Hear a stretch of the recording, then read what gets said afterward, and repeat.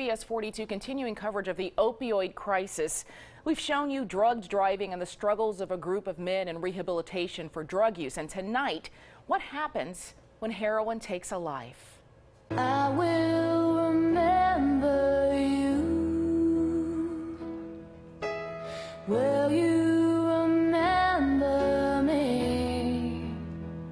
It is a promise made the day Aaron Brawley was laid to rest. Memories now on a Facebook page in his honor. It's called Love for Aaron, Hate for Heroin. His mom launched this page about a year ago. Oh, this is my daughter singing for her brother's funeral. Susan Brawley keeps a chest filled with memories of her son to bring hope to others. I lost Aaron 15 years ago in June. Since then, Susan has had one mission.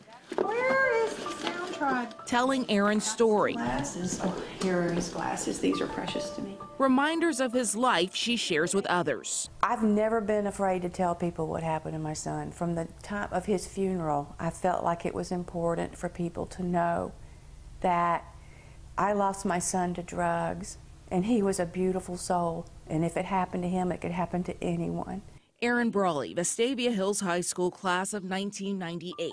He was so smart and loved and beautiful and had everything in front of him. But he got involved with drugs and he died.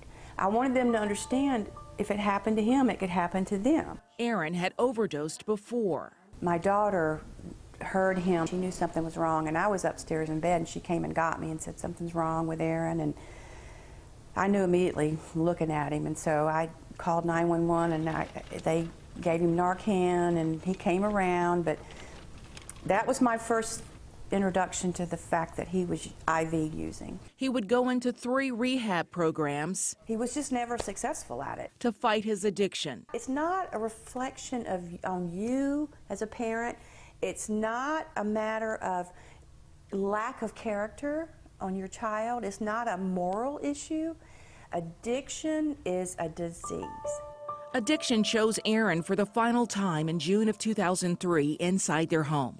As a matter of fact, the man who introduced him to heroin, when I walked in the house, the phone was ringing and it was him. And he said, I just called you to check on Aaron. So I went down the hall. He was in the bathroom. The door was locked. And I knew immediately. So I found something to pick the lock, and there he was. And I wasn't successful with my CPR. Doctor said he'd been down too long, and I lost him. He was 23 years old. And he was a beautiful soul. But you don't ever think that kind of thing. You don't see yourself losing your son to heroin. The year Aaron Brawley died, there were 92 overdose deaths in Jefferson County. But then, that was 15 years ago. And here we are with this. If nothing's changed, if anything, well, what's changed is it's much worse.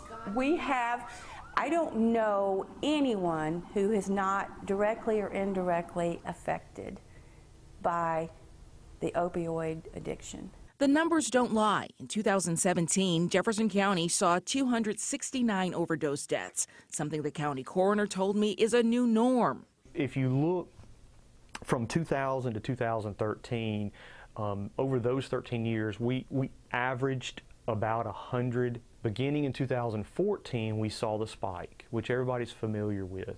Now we're seeing an average of about 250 overdoses a year. People need to realize we're really kind of losing a whole generation of young people. What's going to happen here? And why are we putting up with it?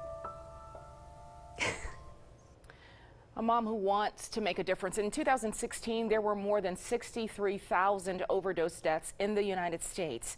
There is help available. We have some resources listed on our CBS 42 News app right now. If you or anyone you know is struggling with addiction, just search opioid crisis, and you'll also find a link to Susan Brawley's tribute page on Facebook. Love for Aaron, Hate for Heroin. That's where you can learn more about her efforts to make a difference.